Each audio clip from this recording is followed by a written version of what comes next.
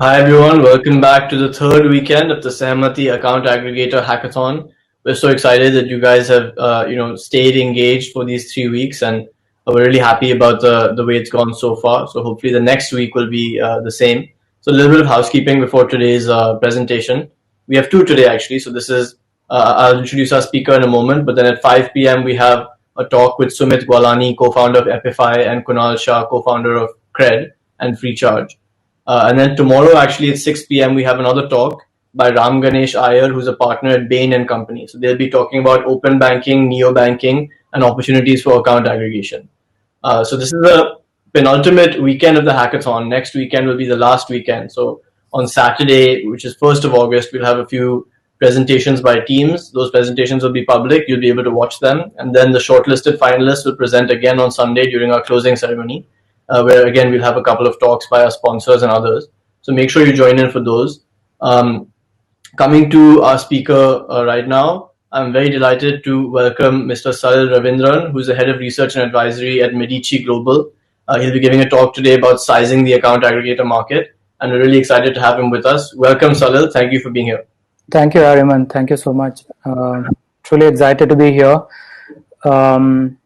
It's I think a very important moment in our country's digitization journey, if I may. So really excited to be here. Awesome. So over to you, Salil. Thank you. Thank you, Ariman. Let me just share my slides.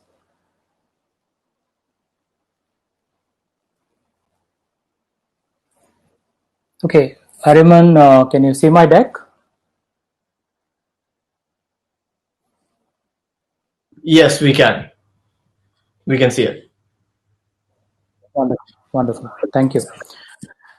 Right. Good afternoon, everyone. Like I said, I'm really excited to be here presenting, something or the other about account aggregation. Has always been around for the past couple of years, and I'm really excited that, I'm being given this opportunity to, talk about the true potential that account aggregation has.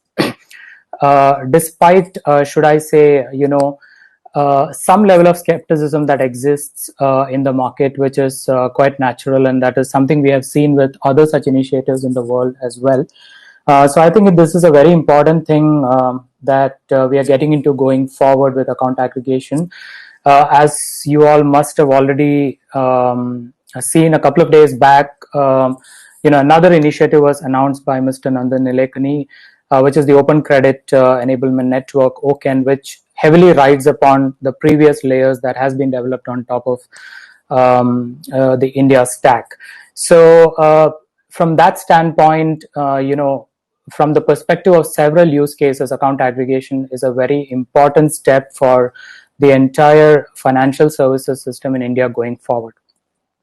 Just a quick round of introduction. I head the research and advisory practice at MEDICI Global. We are a research and innovation platform, something like the Bloomberg of fintech. We are very much focused on fintech and just only fintech. We do multiple things. We do a lot of research with respect to fintech globally. We have an innovation platform which houses almost close to 14,000 fintechs that we have profiled, and we continuously do deep dive research on a lot of those fintechs for the sake of strategic enablement for fintechs as well as for banks. On the content side, we continuously do deep research and come out with some very important reports, like the India FinTech report, which is into its second edition now. We just announced it a couple of days back. It kind of tracks the entire happenings in the India FinTech ecosystem for the past 18 months. Likewise, we also have an annual neobanking report, which looks at the entire neobanking landscape globally. And that has also been on for the last couple of years. We do custom research for financial institutions and for fintech companies in the course of their strategic decisioning. And we also run innovation programs and matchmaking programs for fintechs and and banking and banks and financial institutions in general.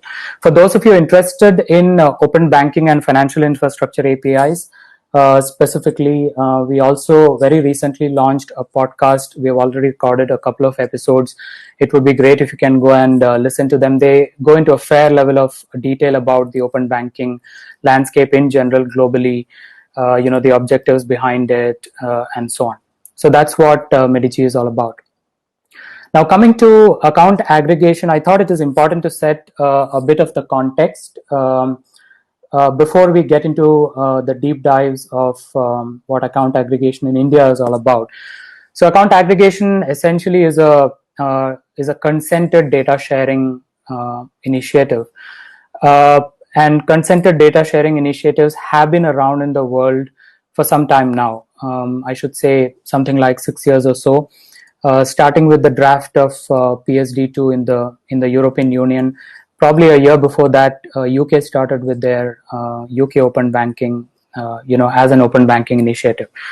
Those initiatives are not just consented data sharing initiatives, but they are also about how to execute payments better and how to improve the entire payments landscape, which we have actually been doing with UPI for a long time now. 5 years is really a long time in this domain.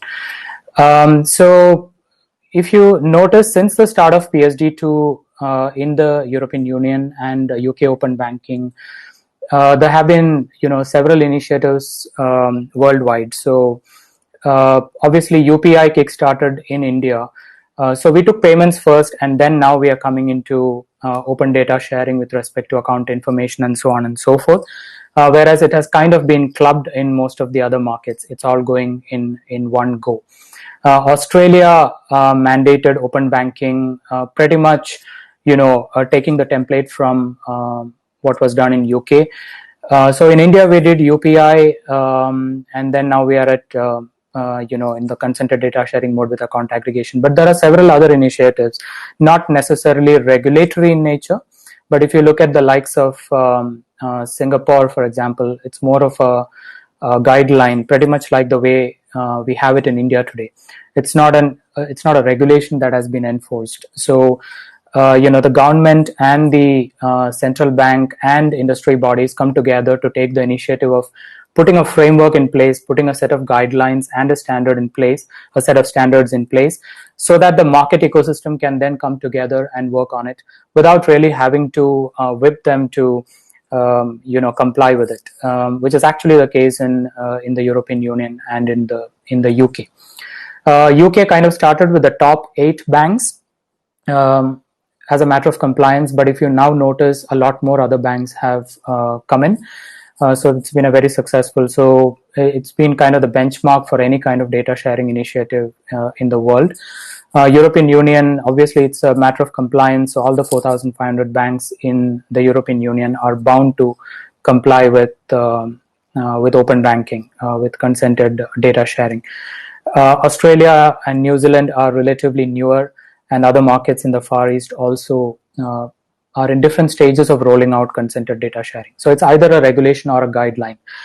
As far as some interesting observations, if you see, most of these data sharing initiatives, which are driven by the central bank and the financial services regulatory authorities in this region, they kind of go hand in hand with data protection laws. So if you look at the way PSD2 was happening, GDPR kind of came in before that. GDPR went live in 2016, if I'm not wrong. And then came PSD2. So it was kind of happening hand in hand. And that makes a lot of sense because, consented data sharing does, broach into the aspects of how do you really protect data? How do you really govern data? What kind of data can be shared and under what circumstances, and, what kind of restrictions should be imposed on it and so on. So it kind of goes hand in hand over there. And that's been kind of a trend in other places as well.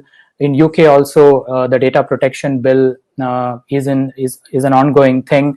CDR in Australia, and of course in India we have the PDP bill, which went into the parliament in the month of February, but it has kind of been stalled because of all the developments in the last 4 months. So both these initiatives kind of go hand in hand in most of the regions where this has been initiated.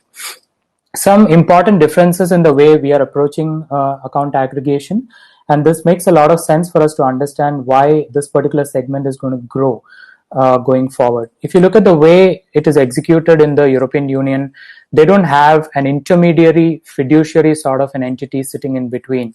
So you have the customer, which is the PSU that you see over there.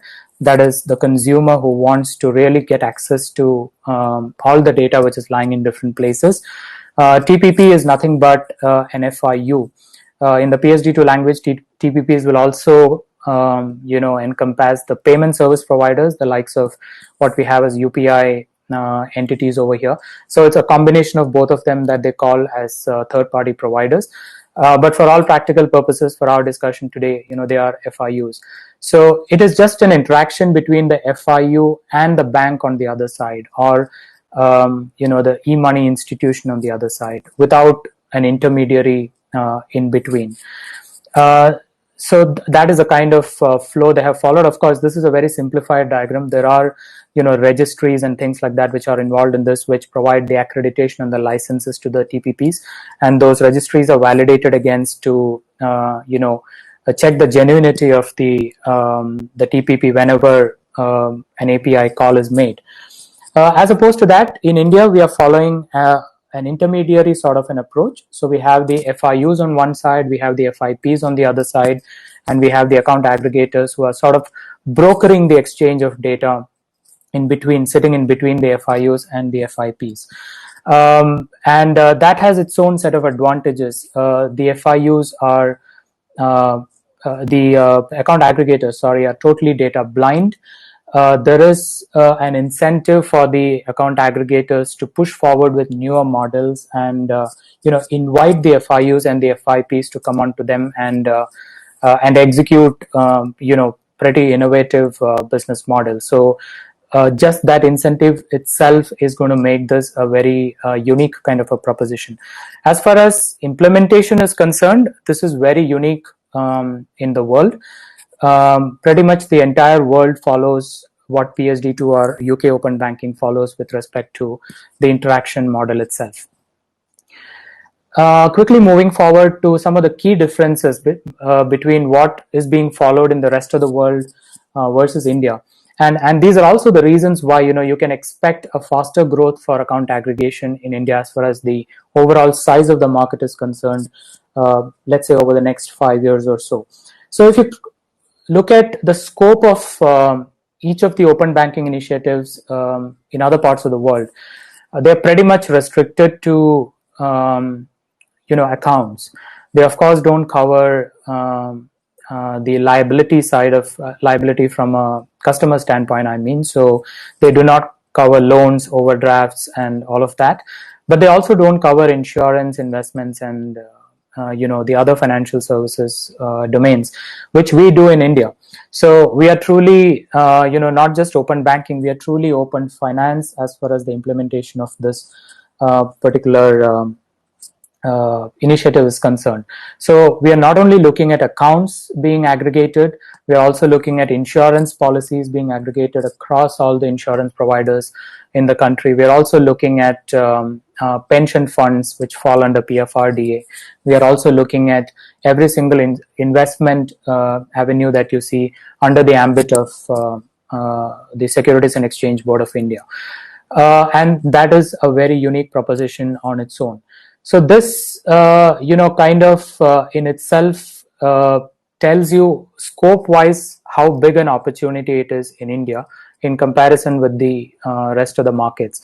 UK, for example, it's been 2 years into their open banking implementation. So now they are starting to think about open finance in general. So they have this long mile of bringing the all the other financial services regulators onto the table and then coming to a common framework and things like that. So that's a huge activity in front of them. We are already doing that. The second important thing is the foundation itself. In all these markets that you see, including the EU and UK, it was a totally new initiative. Institutions were had to start afresh without having a foundation in place. Consumers to a large extent, even today, do not have a full understanding of what open banking is, because it is approached in a very technical manner as far as communication is concerned. But if you see in India, we've had this foundation for a very long time now, especially with UPI. So what we're doing with AA today is actually happening on the back of the success we've had with India Stack already, especially on the back of Aadhaar and UPI. So as far as general understanding of a framework is concerned for the ecosystem, this is very easy for them to adopt, as opposed to what it is happening in the European Union currently. And like I mentioned, the inter-regulatory coordination is a very important thing in this, as in when you move forward into open finance. And we have already executed it with RBI being the nodal agency, which is looking after this whole initiative. The third important difference is the approach itself. Like I mentioned, this is an intermediary-based approach versus, a direct approach between the consumers and the providers in the case of EU. And also this reciprocity rule, which is kind of very unique in India. Probably Australia is the only other market which has a reciprocity rule.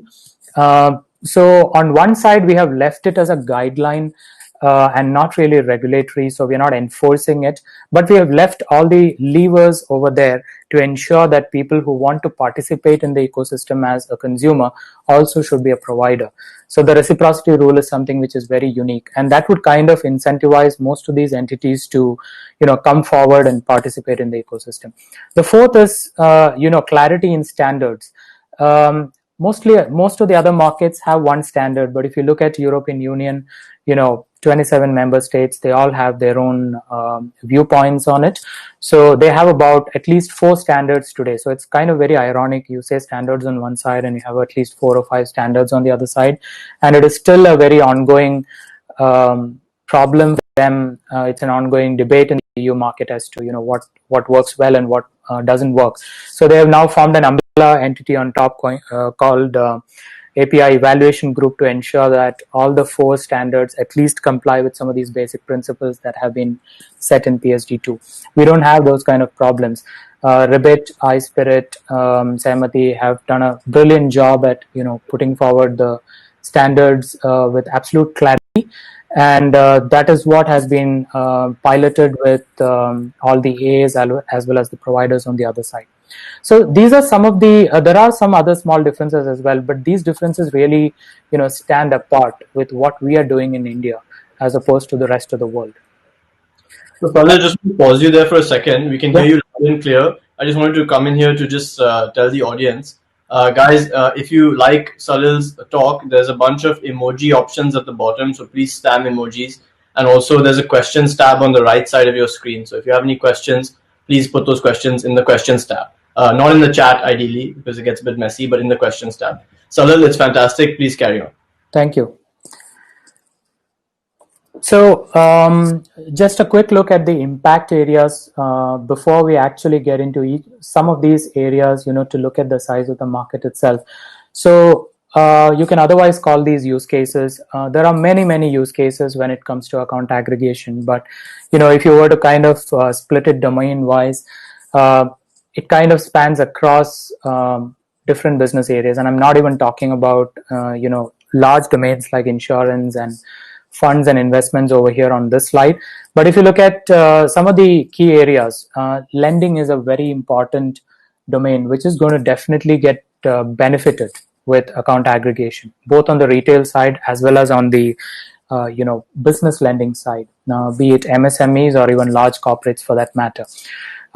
So these are 2 very important use cases as far as lending is concerned. If you look at the whole wealth industry and the personal finance industry, we have a host of use cases on the PFM side. We have financial advisors, who pretty much operate in a very offline way today. There are many of them today.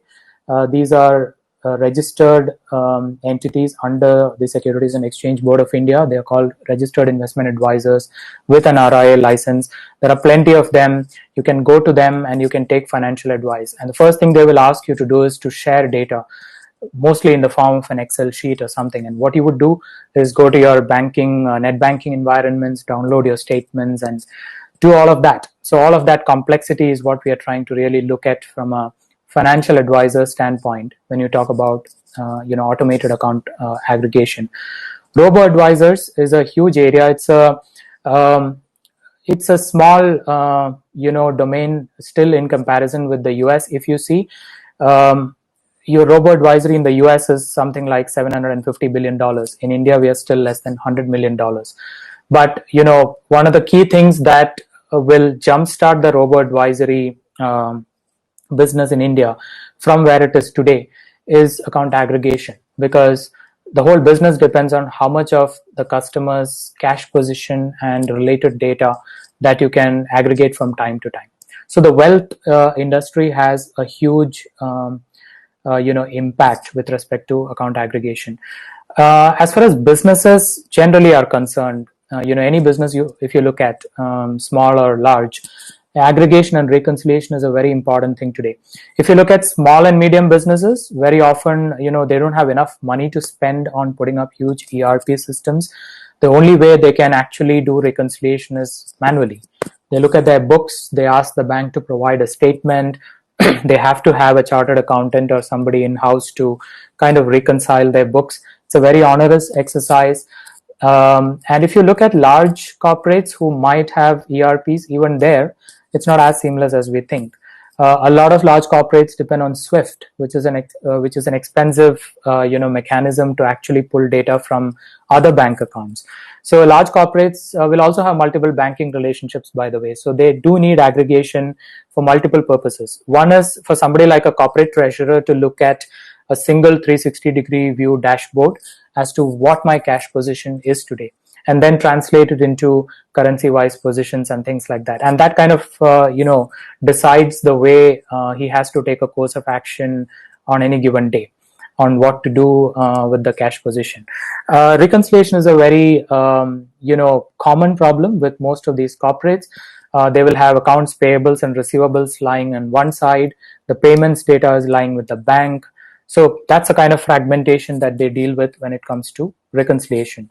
Cash flow based lending, again, I spoke about lending, but I did not talk about cash flow based lending and loan monitoring. These are two very important use cases. We'll come to that in a bit. And of course, neobanks, which is kind of the new kid on the block, if I may, as far as fintech segments are concerned in India. They will be hungry for data because they will start out as secondary relationships for customers in most cases, and they would be hungry to make that a primary business with most of their customers, and for that they would need information about the customer. So these are some of the key impact areas. Now, if you just spend a few minutes going into each of these, so like I said, personal finance, it's all about how well you aggregate at the time of onboarding, and then also doing periodic data fetch. If you look at any PFM app, that's what happens today. In India today, we are doing this using SMS, which has worked really well so far. But in different parts of the world, and even in India today, if you see, the number of frauds are increasing. So a lot of PFM companies are looking at moving away from this model altogether. We had Amit Bhor coming on a masterclass, I think last week, on this, and he spoke extensively about account aggregation in the context of PFM. So I don't want to get into the details of that, but the number of interactions that you can see happening between a PFM entity and account aggregator is going to be very high. Retail loan origination, clearly the biggest area which will get transformed by account aggregation is the electronic submission of financial position. So today most of us submit our data, barring simplistic cases like maybe consumer loans. In a lot of other cases, you have to submit data in paper form. That goes to the underwriting unit of the lender. There's an army of people who sit there and try and make sense of it. Even if you have artificial intelligence, machine learning algorithms, and all of that, you first get paper data. that paper data is scanned, and then you take the data out of that scan, and that's the way the algorithms come and approach this data handling, and that can be simplified by a high magnitude. So cost is clearly one of the aspects that will come down with respect to retail loan origination, but there will also be a tremendous improvement in speed of onboarding new loans. And that will help the bank also increase the top of the funnel activity. If you look at MSME loan origination, again, the problem is something similar. There is a problem of exclusion, and we'll come to some of the numbers later on, but the huge MSME segment is actually excluded today from the from the credit market, from credit access itself, and that is largely because lenders do not really have a lot of information about them. They might be using wallets, the real bottom of the pyramid, the street sellers, the Rajni kind of examples that we see whenever we talk about account aggregation. Those people have data generated, even if it is inside their wallets, but that data is not being used today. So there's a huge use case around MSME loan origination, around how better you can use their financial position. Cash flow based lending, and this is about combining data from bank accounts as well as from the GSTN network. So the cash position data on one side is just one part of the picture, but imagine the huge amount of data which is sitting in GSTN, and you can look at the huge amount of data banks have today just across public and private sector banks, and then you look at the GSTN data on the other side, and if you combine the two, a lot of that overfunding and underfunding kind of thing that happens today with respect to working capital lending by banks, and this is admitted by banks themselves, that can be avoided, and of course wider access to credit. Just before you get into the numbers, just hold you for a second, because I think that there are some good questions, and you also raised a point I'd like to expand on. So as Salil was saying, we had Amit Bhor, who is the co-founder of Walnut, which is India's #1 PFM app, which was then acquired by Capital Float. He came on and gave a masterclass last week about personal finance management, and we have a similar, we have lots of masterclasses by speakers talking about different topics. All of those can be found on the Sehmati YouTube channel. I'll put the link to that in the chat, so check it out. There's a lot of content. There's some great content. On Wednesday, we had Rajesh Kumar, who is the MD and CEO of TransUnion Civil. So lots of very interesting speakers. Even this talk will be recorded. So Sehmati YouTube channel has all of those. Also, some of you may have heard of, Salil also alluded to the OCEN platform, the Open Credit Enablement Network. There's a very interesting demo given by some of my colleagues at iSpirit on Friday. That talk is also available on YouTube. I'll be posting the link to that as well in the chat. Salil, there's a couple of questions which have come in. So before we get into the numbers, maybe we can clear up these conceptual questions. Sure. So Nipun Kohli asks, could you talk more about the difference between open finance and open banking? Even in open banking, FIs can get transactional data which can be used for credit decisions. Yeah. So open banking, I think the difference is very simple. When we talk about open banking, we are largely talking only about banking data. So we're talking about savings accounts, current accounts, and whenever PCR comes on board, or that part of the thing is covered, we are still talking only about banking accounts.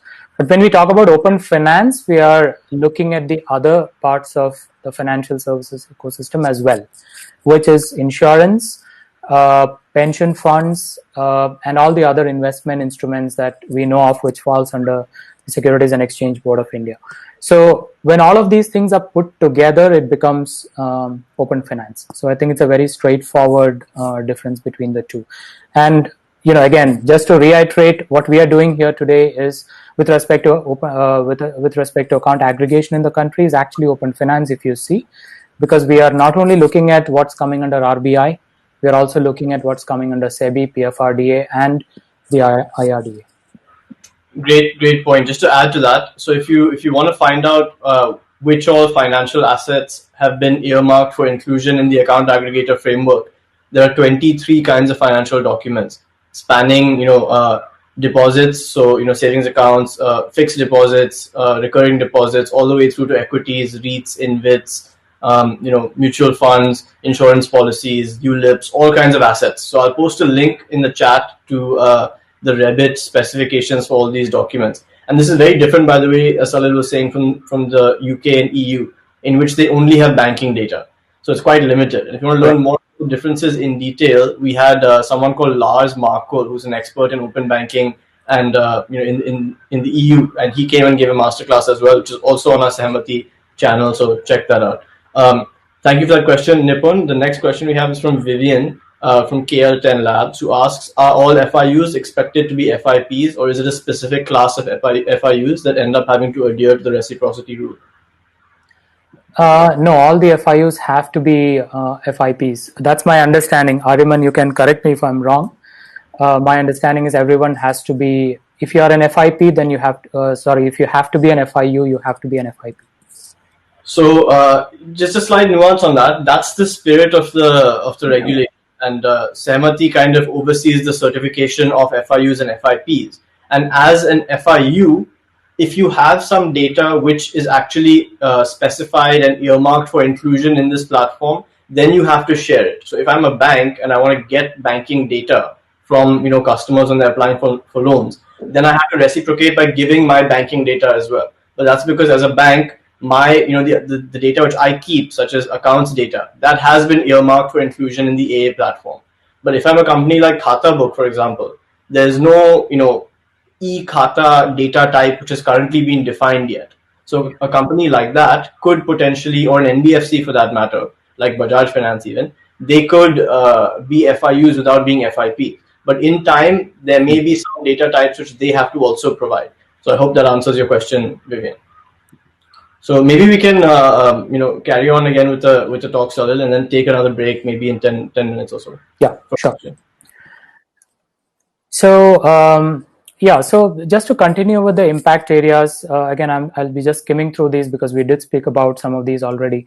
Loan monitoring is another big area where the banks, at least I have spoken to, they see this as a very important area which would be addressed by account aggregation. So onboarding is one thing, getting more and more businesses and consumers included into the credit system is one aspect of it. But how do you then ensure that these are not really risky borrowers going into the life of those credit accounts?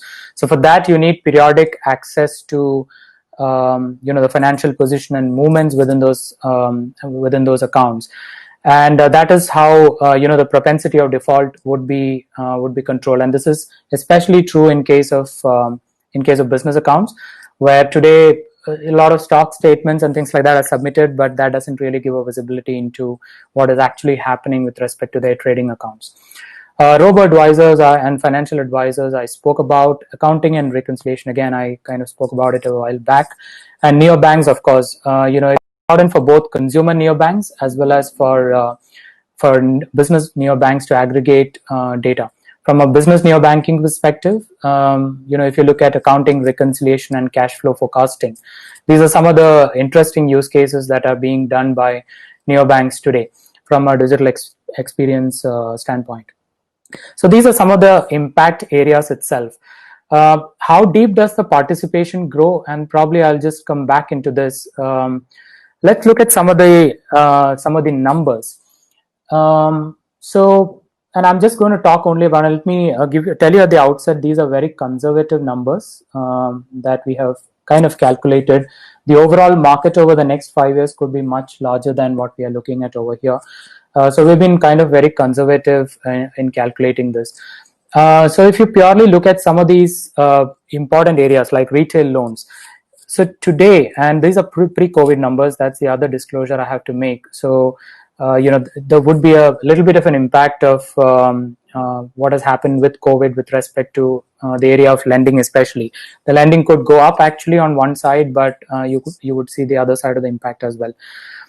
So 60 million loan accounts is broadly the number that is getting originated annually every year.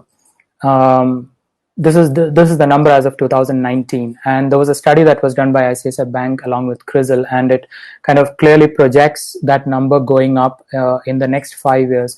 all the way up to around close to 11 crore loan accounts. And this is just retail loans, by the way. This is not this does not include business and corporate loans. So purely retail loans, we are talking about something like 108 million loans getting originated on an annual basis, in the next 5 years. So there's a huge growth that is being projected as far as retail loans are concerned. A bulk of that is, on consumer durables and financing consumer durables. And if we look at what's happening really on the online lending side of things and the growth we have seen over there through e-commerce portals and otherwise, this number is kind of, it kind of indicates that number.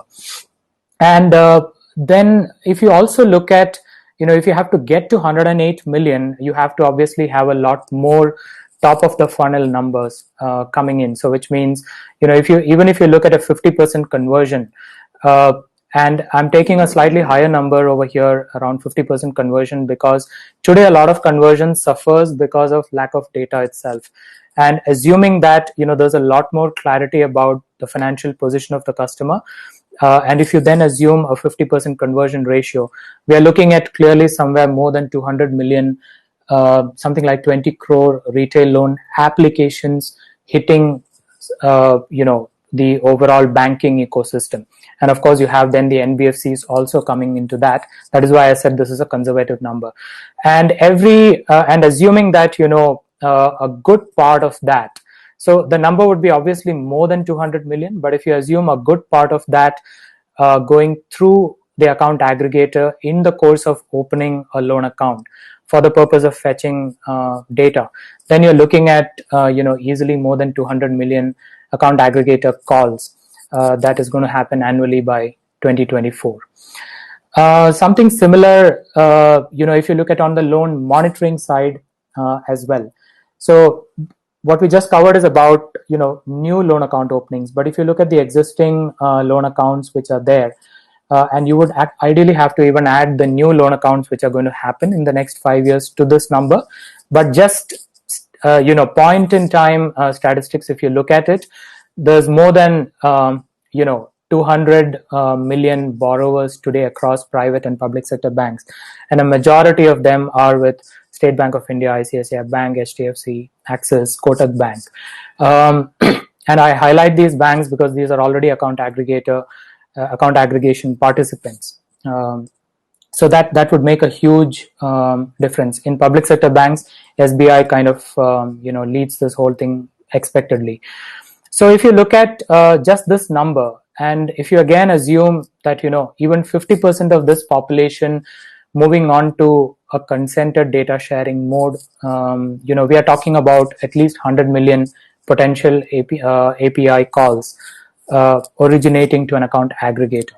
So this is again a very conservative number, I would say. This is, like I said, a point in time position, but if you project it 5 years forward, the number is going to be far different. But let's stay conservative for now. The other important domain, like I said, is MSME lending. MSME lending, I think these numbers are often spoken about. There are about 6.5 crore MSMEs in India today, but only 5.8 crores, close to only about 10% of them are really included as far as the credit market is concerned. So 90% of MSMEs do not have access to credit today. But there's a lot being done over here, and of course account aggregation has to play a very important role over here. So if you were kind of project a conservative growth over the next 5 years from what is 6.5 million today, which is so 6.5 million. I think this number is a little off the mark. But if you project, forward to about 20 million, then we are talking about at least 240 million, account aggregation calls. And why is that so? Because we are talking about, submission of data, which is something that are increasingly moving towards. Most of the businesses today, if you see, especially the small and medium businesses, and up to some extent, some parts of the micro enterprises as well, For working capital finance, they have to submit quarterly stock statements, and that's the way their borrowing power is assessed from time to time on a quarter-on-quarter basis. But banks themselves have admitted that this is not happening in a very ideal manner.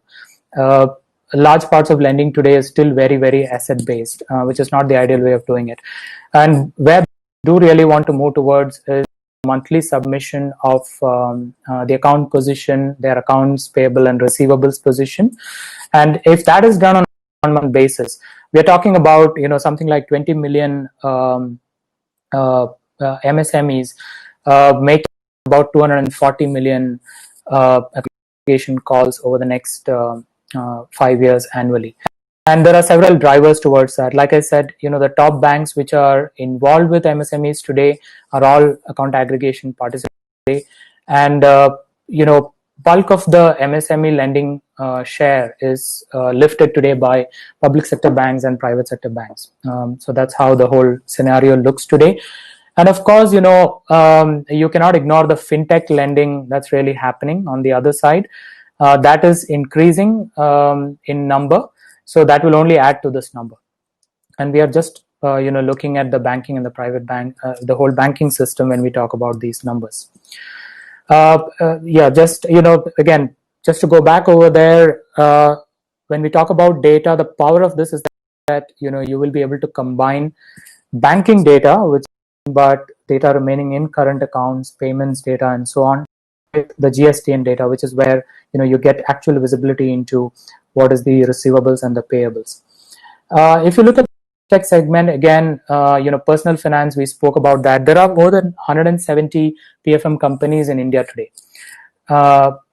Just PFM companies. If you look at the overall wealth tech, fintech segment, there are close to 500 fintechs in India today. And all of them would need numbers. Tech essentially, the success of a wealth tech organization depends on how best you can aggregate people's financial position. If you look at just the top 5 PFM apps, and I'm talking about the likes of Wallet, MoneyView, and all of that, it is the leading PFM country today in terms of subscriber base, close to about 10 million subscribers. But if you look at the total number of subscribers, top 5 PFM apps, and if you take an approximation of just about 30% monthly average user base, we're still talking about 10 million total MAU for the top 5 PFM apps, just the top 5 PFM apps. And this again, just a disclaimer, the kind of aggregation that would happen from these PFM apps will largely depend on the kind of architecture that is for that. Assuming that aggregation call happens when you open the app, and if the PFM app is doing really well, if you're really happy with it, and if you access the PFM app just to look at your position thrice as a consumer, just thrice as a consumer, you're talking about million API calls just from these top 5 PFM apps. There's a whole big ecosystem outside of that anyway. So we're talking about something like 30 million API calls going into an account aggregator every month, and that will kind of go on to become 360 million, roughly 360 million API calls on an annual basis. So this number is, again, I would say, a very conservative number. If you look at robo-advisors, again, there are more than 25 robo-advisors in the country today, at least. Not a lot of subscribers today, I would say, but something like 3 million subscribers for the top robo-advisors. Even if you take a 50% MAU for them, it's about 1.5 million users. And the number of calls will be... Yeah. Can you hear me, Salil? Hariman? Yeah, I think we lost your screen. So could you please reshare your screen? Or it looks like it dropped, yeah. If you're watching in the audience, could you send a thumbs up? You also cannot see the screen. All right. Okay. Yeah, looks like people can't see the screen.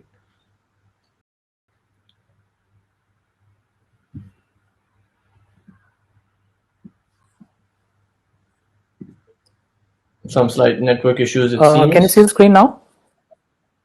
No. Could you try just refreshing then? Just refreshing the page and clearing the cache, and I'll hold down the fort until then.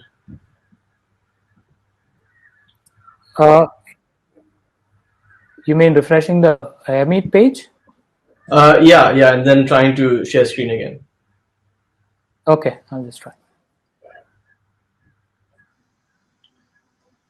Cool. So in the meantime, I'll just take a question which came in from the chain name SK.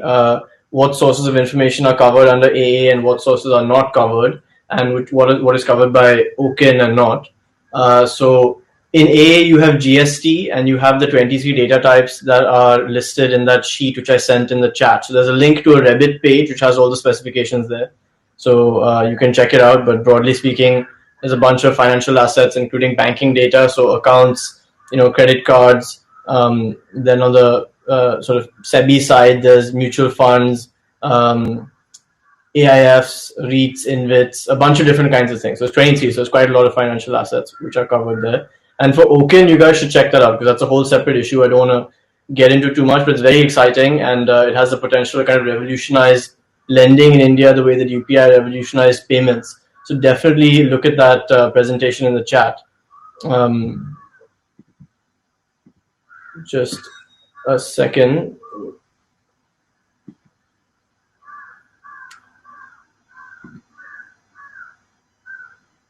Registered DPPs in open banking can get free access to user-consented data directly from banks.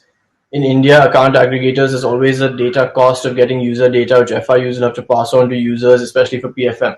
Tough business model. Actually, I'm getting a call from Salil, so we'll just take a quick break and be back shortly while we troubleshoot.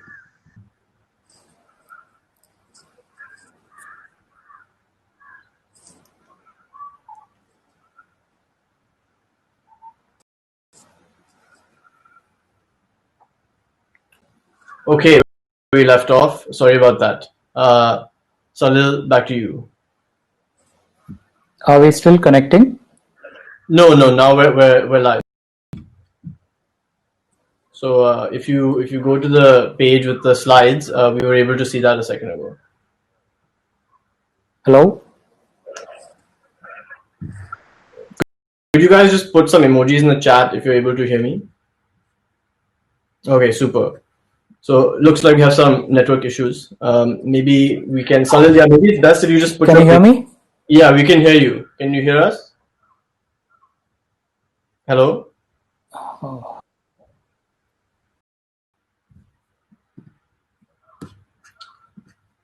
This is Technology 101. So taking another break,